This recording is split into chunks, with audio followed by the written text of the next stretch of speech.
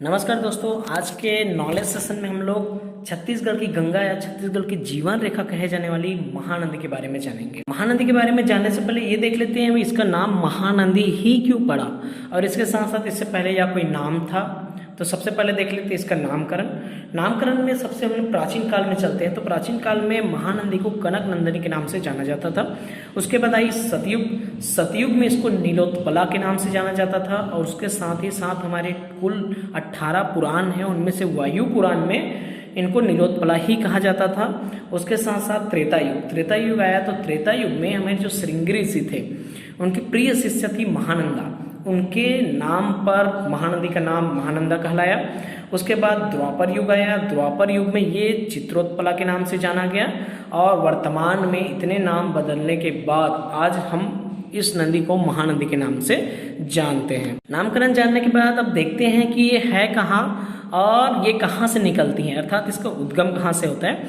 तो ये छत्तीसगढ़ के धमतरी जिले में सिहावा पर्वत से इसका उद्गम होता है, और साथ ही साथ इसका विसर्जन अगर देखा जाए तो उड़ीसा के कटक के निकट बंगाल की खाड़ी में ये विसर्जित हो जाती है।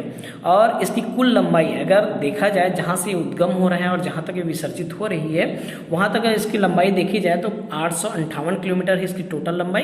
लेकिन छत्तीसगढ़ में, छत्तीसगढ़ जो राज्य है वहाँ इसका बहाव 286 किलोमीटर तक है। एक मुख्य बात के रूप में हम महानदी के बारे में अगर जाने तो ये एक ऐसी नदी है जो तीन त्रिवेणी संगम बनाती है।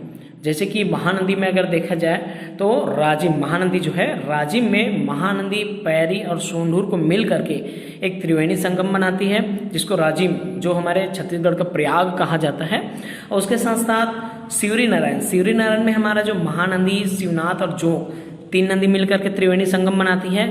उसी के साथ साथ चंद्रपुर जो जांजगीर चांपा में है, वो महानदी, मांड और लात नदी को मिलाकर के एक त्रिवेणी संगम बनाती। त्रिवेणी संगम देखने के बाद देखते हैं इसका प्रवाह क्षेत्र। महानदी जब निकलती है सिहावा पर्वत धमतरी से तो कहाँ कहाँ बहती है ये प्रवाह क्षेत्र। सबसे पहले धमतरी से निकल कर ये कांकेर जाती है, कांकेर के बाद बालोद से फिर रायपुर से गरियाबंद से महासमुंद से बलौदा बाजार से जांजगीर चांपा, और जांजगीर चांपा से रायगढ़ होते हुए सीधा 9 जिला कवर करते हुए सीधा उड़ीसा के कटक में बंगाल की खाड़ी में जाके मिल जाती है। महानदी ऐसे ही छत्तीसगढ़ की गंगा या छत्तीसगढ़ की जीवन रेखा नहीं कही जाती। यहाँ अगर देखा जाए तो अधिकांश नदियाँ महानदी में ही आके मिलती है, जिसमें अगर देखा जाए तो दक्षिण से हमारी महानदी में मिलने वाली इनकी सहायक नदियाँ दूध नदी, सिल्यारी नदी, सोंढूर नदी, पैरी नदी, लात नदी, ये सारी नदियाँ दक्षिण से आकर के मिलती हैं। उसके साथ साथ उत्तर से मिलने वाली नदियों में शिवनाथ नदी, हसदेव नदी, बोरई नदी, मांड नदी, केलो नदी और इब नदी। तो दोनों तरफ से, ऊपर से भी 6 नदियाँ आके मिलती हैं, नीचे से भी 6 नदियाँ आके महानदी में समाहित होती है। और महानदी में अगर इसकी विशेषता देखी जाए तो एक विशेष बात यह है कि इसमें राजिम में एक सस्पेंशन ब्रिज या लक्ष्मण झूला बनाया जा रहा है, और इसी के साथ साथ राज्य का, जो छत्तीसगढ़ राज्य है, उसका सबसे लंबा पुल 1830 मीटर, जो कि इनके नाम से है, स्वर्गीय दिलीप सिंह जुदेव सेतु के नाम से महानदी पर निर्मित हो रही है। और इसका लोकेशन अगर देखा जाए तो यह जो सेतु जो बन रहा है ना, सबसे जो लंबा पुल जो बन रहा है, वो पुसौर व सरिया के बीच सूरजपुर गांव व नंदी गांव के मध्य निर्मित किया गया है।